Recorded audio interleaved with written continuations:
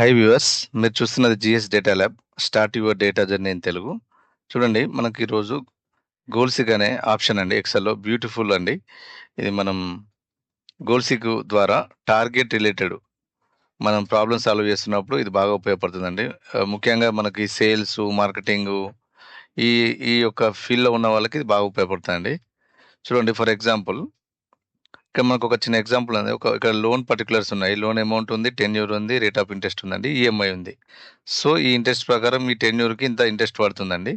So, మనం ఏంటంటే target వచ్చేసి మనం ఇంత ఇప్పుడు ఈఎంఐ ఇంత పే చేయలేమనుకున్నప్పుడు మన టార్గెట్ ఒక 8,000 అనుకుంటే పర్ మంత్. సో, మనం ఈ టెన్యూర్ అనేది ఎంతకు మార్చాల్సి ఉంటది. మనం ఈ టెన్యూర్ ఎంత ఇన్‌పుట్ ఎంతకు మారితే మనకి ఈఎంఐ ఇంతొస్తది. ఇలాంటి కేసెస్‌లో మనం ఈ ఆప్షన్ యూజ్ చేస్తామండి. చూడండి, ఇక్కడ పైన స్టెప్స్ ఉన్నాయి చూడండి. ముందుగా మీరు డేటా ట్యాబ్‌లోకెళ్ళండి. ఇక్కడ డేటా ట్యాబ్ అండి. మీకు జూమ్ చేస్తున్నా చూడండి. డేటా ట్యాబ్‌లోకెళ్ళండి. చూడండి, డేటా ట్యాబ్.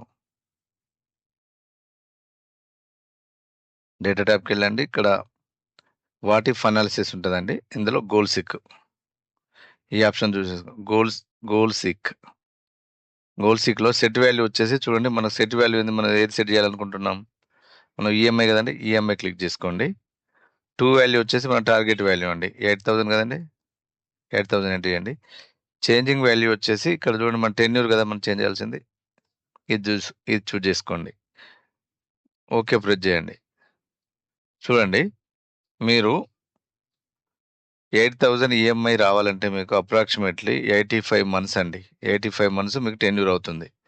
సో, ఈ విధంగా మీరు సేల్స్ రిలేటెడ్ గానీ, లేదంటే స్టూడెంట్ రిలేటెడ్ గానీ, ఇట్లా టార్గెట్ రిలేటెడ్ ఏదున్నా గూడా ఈ గోల్సీక్ అనేది చాలా ఉపయోగపడుతదండి.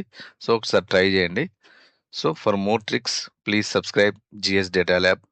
Start your data journey in Telugu. Bye by.